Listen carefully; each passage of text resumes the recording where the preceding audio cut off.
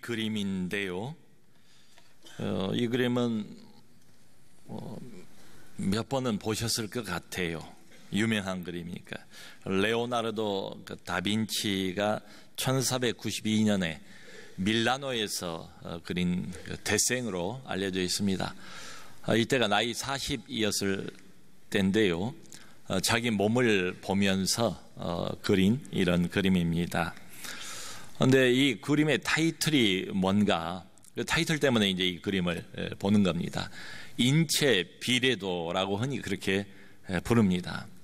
그러니까 이 그림 안에 우리 사람의 인체, 그 인체의 비율이 아주 선명하게 드러나 있다, 이런 이야기입니다. 흔히 황금 비율, 황금비라고 부르는데 그게 뭔가 1대 1.618 이 비율이랍니다. 그러니까 예를 들어서 지금 정수리에서 배꼽까지를 1로 잡으면 배꼽에서 발바닥까지가 1.618이 된다는 거예요. 또 차렷 자세를 했을 때에 발바닥에서 손끝까지를 1로 잡으면 그 손끝에서 정수리까지가 1.618이 된대요. 가슴을 1로 잡으면 어깨의 넓이는 1.618이 된답니다. 실제로 인체 구석구석을 1대 1.618로 이렇게 분석해서 만들어 놓은 그런 도형도 있어요. 이 그림을 가지고. 그런데 이 1대 1.618이 가장 안정되게 느껴지고요. 그리고 뭘 보든지 어떤 질서, 조화, 아름다움을 느끼기에 가장 황금 비율, 이게 1대 1.618이다, 이런 말입니다. 그러니까 우리 눈으로 보는 모든 것이 다 해당이 됩니다. 건축물이라든가 아니면 어떤 도형이라든가 뭐 회화나 그림이라든가 사람 얼굴도 마찬가지라는 이야기예요. 예를 들어서 그 아테네의 유명한 파르테논 신전도 세로가 1, 가로는 정확히 1.618에 해당이 된다는 거예요. 그 유명한 밀로의 비너상도 아까 말씀드린 것처럼 배꼽에서 아래까지를, 바닥까지를 1로 잡으면 거기서 정수리까지가 1.618이다. 가장 아름답고 완벽한 균형을 보여주는 황금 비율이다, 이제 이런 이야기입니다. 자, 됐습니다. 그런데 왜 이 그림을 저희가 먼저 보는가 하면은, 그렇다면 우리의 영적인 균형은 뭘까? 영적인 1대 1.618은 과연 뭘까? 여러분, 신앙이 자라야 되지 않습니까? 신앙 성숙의 표지가 뭘까요? 그것은 다른 것 아닙니다. 영적인 균형이 얼마만큼 있느냐, 저 사람이, 저 교회가 영적인 1대 1.618을 얼마만큼 갖추고 있느냐, 이게 일종의 표시예요. 예를 들어서 여러분, 신앙 지식이 언뜻 생각하면 좋잖아요. 필요하잖아요. 근데 지식을 무작정 많이 가지고 있는 게 또 능사가 아니래요. 왜냐하면 바울이 고린도서에서 지식이 많으면 그 지식은 사람을 교만하게 한다는 거예요. 자, 그런데 오늘 본문, 지난주에도 제가 봤습니다만 오늘은 좀 다른 이야기를 하고 싶어요. 오늘 본문을 보면 영적인 균형, 영적인 1대 1.618이 완벽하게 드러나 있기 때문에 다시 한번 보는 겁니다. 근데요, 그 핵심이 뭔가 하면 그 핵심이 3절인데요. 바울이 그를 데리고 떠나고자 할 때, 여기 그는 디모데입니다. 그를 데리고 떠나고자 할 때 그 지역에 있는 유대인으로 말미암아, 그 지역은 루스드라입니다. 그 지역에 있는 유대인으로 말미암아 그를 데려다가 할례를 행하니 이는 그 사람들이 그의 아버지는 헬라인인 줄 다 알미러라. 아니, 목사님, 이게 무슨 균형이란 말입니까? 그리고 더군다나 이건 정말 이해가 안 됩니다. 바울이 자원해서 먼저 나서서 디모데로 하여금 할례를 받도록 했다 하는 이야기거든요. 자, 여러분, 우리가 지금까지 바울이 어떻게 처신을 해왔는 걸 봤어요. 이게 이해가 됩니까? 이게 말이 됩니까? 바울이 지금까지 뭐하고 싸워왔습니까? 할례 때문에 싸우지 않았습니까? 행위주의자들하고 맞붙어 싸우지 않았습니까? 율법주의자들이 할례를 받아야 한다고 그렇게 주장할 때 거기에 반기를 들고 한 번도 양보하지 않았던 게 바울 아닙니까? 그러니까 예수 그리스도 플러스 알파, 그 알파가 할례든 모세행위든 그 무엇이든 간에 결코 용납하지 않았던, 절대 양보하지 않았던 바울이었습니다. 안디옥 교회에서도 그랬고요. 예루살렘 총회를 위해서 예루살렘 교회에 올라왔을 때도 바울은 마찬가지 태도였습니다. 자, 그런데 오늘 루스드라에서 이 디모데, 젊은 디모데로 하여금 먼저 할례를 받도록 바울이 부추겼다, 이런 이야기 아니겠어요? 자, 여러분, 지금 디모데 입장을 한번 살펴볼까요?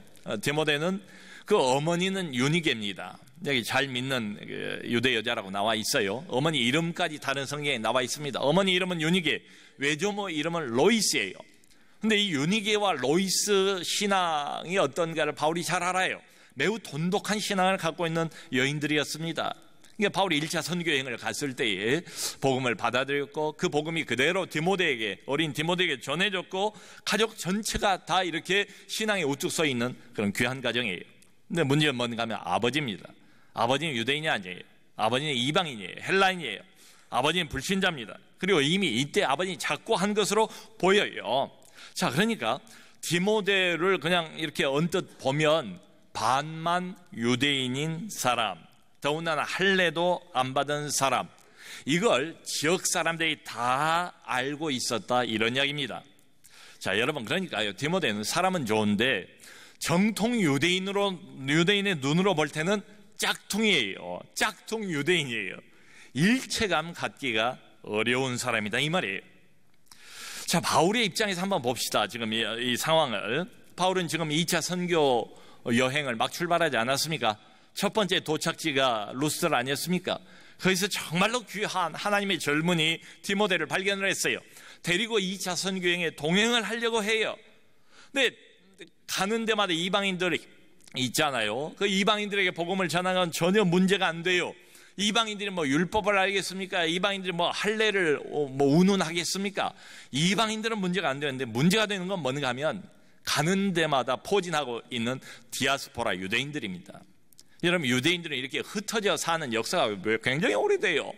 예수님 오시기 이미 700년 전 BC 722년에 북왕국 이스라엘은 망했어요. BC 586년에 남왕국 유다도 망했어요. 그러면서 온 세계로 다 떠돌아다니는 민족이 유대인들이에요.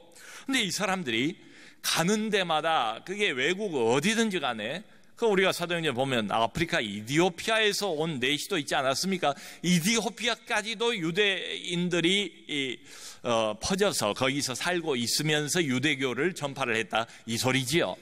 여러분, 유대인들은 어디를 가든지 간에 회당을 지었어요. 자기들이 예배 처소를 지었다고요. 우리 한국 사람이 어디를 가든지 간에 뉴질랜드를 가든지 간에 미얀마를 가든지 간에 먼저 교회를 세우지 않습니까? 교회 모이지 않습니까? 그런 것처럼 유대인들은 회당을 세워서 한식일날 모여가지고 자기들끼리 예배를 해요. 그러면서 여전히 모세의 율법을 경건하게 읽고 모세의 율법을 지키려고 애쓰고 모세의 율법에 집착하고 있는 사람들이 유대인이에요. 자, 그러니까 디모데 자체를 놓고 보면 아무 문제가 없어요. 정말 괜찮은 젊은이에요. 의심할 건덕지가 하나도 없어요. 신앙 좋지요. 자질도 훌륭하지요. 성품과 인품 다 인정할 만해요. 모든 면에서 합격이에요. 근데 단 한 가지, 할례를 안 받았어요. 그러니까 이런 이야기입니다. 디모데야, 네가 할례를 안 받았는데 우리가 이 문제를 근본적으로 해결하기 위해서 유대인들 마음을 얻기 위해서 유대인들처럼 돼야 되겠다. 우리가 먼저 할례를 받자. 거기에 맞추자, 유대인들의 마음에. 그러니까 이 할례는 구원을 위한 할례가 아니라 앞으로 부딪히게 될 유대인들과의 원만한 관계를 위한 할례다, 이 말이죠. 그렇게 해서 복음 전파의 근본적인 방해거리를 제거를 하자는 겁니다. 이게 바울의 심산이에요. 그 고린도전서 9장 20절을 보면 바울이 이런 말을 해요. 유대인들에게 내가 유대인과 같이 된 것은 유대인들을 얻고자 함이요, 율법 아래에 있는 자들에게는 내가 율법 아래에 있지 아니하나 율법 아래에 있는 자 같이 된 것은 율법 아래에 있는 자들을 얻고자 함이요. 여러분, 얻고자 함이래요. 이게 강조점이에요. 사람을 얻기 위해서, 유대인들을 얻기 위해서, 저 사람들 배척하지 말고 저 사람들도 하나님의 울타리 안으로 모으기 위해서 우리가 양보할 걸 양보하자. 기꺼이 우리가 저 사람들 입장으로 내려가 주자. 저 사람들 정세에 맞춰 주자. 이런 이야기입니다. 여러분, 실제로 전도를 해보면 가장 중요한 게 공감대 형성입니다. 가장 어려운 게 또 이거고요. 어떤 사람에게 전도하려고 할 때 가장 우선돼야 하는 것도 역시 소통을 하려면 공감대가 형성돼야 되지 않습니까? 말하자면 접촉점이 필요하다고요. 자, 생각해 보세요. 같은 유대인이에요. 같은 할례자예요. 그러면 어떻습니까? 마음이 훨씬 더 열리죠. 동질감을 느끼죠. 그러지 않겠어요? 그런 이야기예요. 자, 여러분, 우리는 지금 어쨌든 그림으로 보면 방금 전까지 할례를 맹비난했던 바울, 그러면서 복음 진리에 대해서 철저하고 엄격한 바울과 그리고 디모데에게 할례를 베풀면서 융통성이 많은 바울, 이 두 사람의 바울을 지금 동시에 함께 보고 있습니다. 언뜻 보면 모순이에요. 서로 다른 존재들처럼 느껴져요. 일관성이 없는 것처럼 보이지 않습니까? 네, 그렇게 보일 뿐이에요. 사실은 저변에 아주 깊은 일관성이 자리 잡고 있습니다. 여러분, 바울에게 진리는 뭐 1순위 아니겠습니까? 진리에 대해서는 엄격한 사람이. 지난번에 우리가 예루살렘 총회를 몇 주에 걸쳐서 살펴보았습니다. 안디옥교에서 바울과 바나바를 파송하지 않습니까? 이 문제를 예루살렘에 가서 해결해 달라고. 그런데 그때 바울과 바나바와 함께 예루살렘으로 올라갔던 한 사람이 더 있습니다. 그 사람 이름이 디도예요. 젊은 청년입니다. 바울이 복음을 전해서 믿게 된 청년이에요. 그런데 엄마도 아빠도 다 헬라인이에요. 이방인이에요. 여러분, 성경에 그 디도서를 쓴 그 디도가 맞습니다. 복음으로 낳은 아들과 같아요. 이 디도를 데리고 올라갑니다. 총에 올라가요. 그러니까 바울이 왜 예루살렘에 올라오는가를 율법주의자들이 잘 알고 있었고, 음으로 양으로 데리고 온 이 젊은이 디도에게 할례를 행하라고 압박을 가했던가 봐요. 그걸 버텼습니다. 바울이 끝까지. 그 갈라디아서 2장이 그 이야기인데요. 갈라디아서 2장 3절을 보면 이렇게 나와 있어요. 그들이 뭐라고 해도 억지로 디도로 하여금 할례를 받게 하지 않았다. 그리고 그들의 압박에도 불구하고 한 번도 그들의 요구에 복종하지 않았다라고 바울이 당당하게 이야기를 합니다. 그래서 우리가 본 것처럼 총회 결정이 났잖아요. 이방인들에게 더 이상 믿음 외에 다른 것을 요구하지 말자 하면서 그저 한 4가지 정도만 교회 화합을 위해서 지켜달라, 조심해달라, 이런 이야기를 하지 않았습니까? 그러니까 원리는 정해졌어요. 진리는 확정이 됐습니다. 예루살렘 총회에서 오직 믿음이에요. 오직 예수예요. 율법 필요 없어요. 할례 필요 없어요. 진리가 확정이 됐습니다. 자, 여러분, 여기서부터 중요합니다. 진리와 원리가 한번 확정되고 난 뒤에 그것을 적용하는 문제에 있어서는 바울은 얼마든지 융통성을 발휘하고 있다. 왜냐하면 사람마다 형편이 다르잖아요. 사람마다 그 처해 있는 사정과 입장이 다르잖아요. 사람은 이론이 아닙니다. 그러므로 이 사람에게는 이렇게 적용해야 되고 저 사람은 다르게 적용을 해야 돼요. 얼마든지 형편에 맞게 다른 적용이 필요해요. 근데 중요한, 놓치지 않고 있는 원리는 뭔가 하면 사람을 얻는 거예요. 아까도 그랬잖아요. 얻고자 하며 이 일, 사람을 얻는 일, 영혼을 얻는 일, 저 사람을 하나님 앞으로 데리고 오는 이 일을 위해서 바울은 무한 변신을 시작을 하는 거예요. 자신을 기꺼이 낮춥니다. 그리고 저 사람 사정에 기꺼이 자신을 맞추어 주는 바울이에요. 상황 따라서 기가 막힌 이런 순발력을 가지고 융통성을 발휘하고 있는 바울을 우리는 봅니다. 마틴 루터가 이런 말을 했어요. 바울은 이렇게 보면 믿음에서는 강하고 사랑에서는 부드러운 사람이었다. 믿음은 철저해요. 양보 안 해요. 네, 사랑에서는 부드러운 사람이다. 그러니까 여러분 생각해 보면 이거지요. 본질적인 문제에 대해서는 철기둥이에요. 아무도 꺾을 수 없어요. 절대로 뒤로 물러나지 않아요. 끄떡없어요. 목숨을 걸고라도, 목숨을 내놓고라도 진리를 양보할 생각이 조금도 없습니다. 그런데 비본질적인 문제에 관한 한 바울은 갈대와 같은 사람이다. 얼마든지 자기를 꺾을 수 있다. 얼마든지 자기의 모든 것을 다 내줄 수 있고 양보할 수 있고 포기할 수 할 준비가 돼 있는 사람이에요. 근데 여러분 어떻습니까? 우리는 종종 이게 거꾸로지요. 본질적인 문제, 진리의 문제, 소홀해. 별로 관심도 없어요. 그런데 비본질적인 문제에 대해서는 그렇게 고집을 부려요. 뭐 이게 성경 말씀하고 관련된 문제도 아니에요. 이게 뭐 죽고 살 문제도 아니에요. 그럼에도 불구하고 비본질적인 문제지만은 거기에 집착하고 달라붙어서 끝까지 양보를 안 한다고요. 왜냐하면 뭐 이야기를 들어보면 그게 진리이기 때문에 그런 것도 아니에요. 근데 이게 내게 편한 거예요. 오래된 습관인 거예요. 그래서 전통 따라 이렇게 해왔다는 거예요. 이유가 그뿐이에요. 내게 익숙한 거예요. 익숙한 것을 바꾸고 싶지 않은 거예요. 우리는 종종 이렇게 바꾸렵니다. 자, 여러분, 둘 중에 하나를 우리가 선택한다면 여러분들은 진리 편에 서겠습니까? 아니면 사랑 편에 서겠습니까? 매우 곤란한 질문이죠. 사실은 둘 다 필요하지 않습니까? 교회가 다 이걸 둘 다를 갖고 있어야 되지 않습니까? 우리 신앙도 마찬가지고요. 근데 우리 현실은 어떤가 하면 종종 진리냐 사랑이냐 이 둘 사이에서 균형을 잃어버립니다. 이 성경에 나와 있는 에베소 교회는 진리에 굉장히 강한 교회였습니다. 그래서 요한계시록 2장을 보면 7교회에 대한 이야기가 나오잖아요. 그 첫 번째 교회가 에베소 교회인데요. 에베소 교회를 향해서 주님이 먼저 칭찬을 해주세요. 너희가 악한 자들을 용납하지 않았다. 그리고 거짓 사도들의 거짓 가르침을 아주 명확하게 드러냈고 그들을 교회 밖으로 쫓아냈다는 거예요. 내 이름을 위해서 참고 견딘 것을 예수님께서 부활하신 예수가 칭찬을 해주십니다. 바로 이어서 그러나 너를 책망할 일이 한 가지 있나니 너희 처음 사랑을 버렸느니라 이렇게 돼요. 여러분, 그러니까 에베소 교회가 얼마나 이단이 많습니까? 지금도 그런 것처럼 딴소리 하는 사람들, 성경 말고 딴 이야기하는 사람들, 예수 외에 딴 구원의 방식이 있는 것처럼 말하는 이런 사람들이 여전히 있거든요.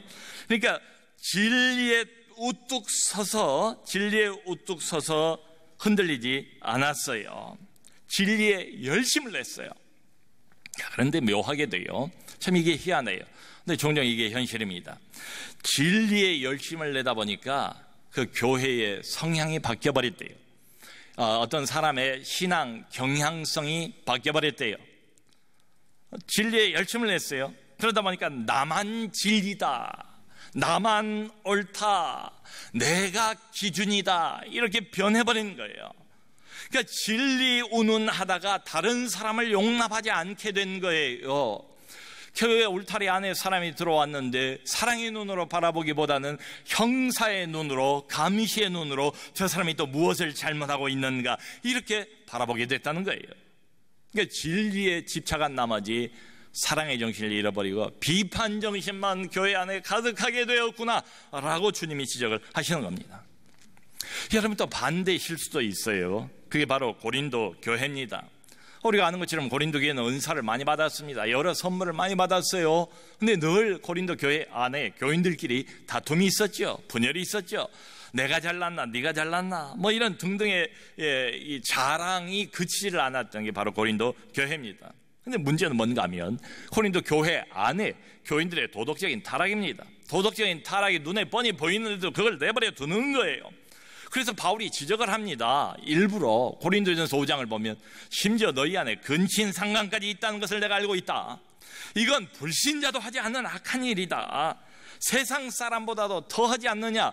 불신자도 꺼리하는 일이 교회 안에 버젓이 벌어지고 있는데 너희가 잘도 용납하는구나. 그렇게 꾸지람을 해요. 이거 슬퍼해야 되지 않습니까?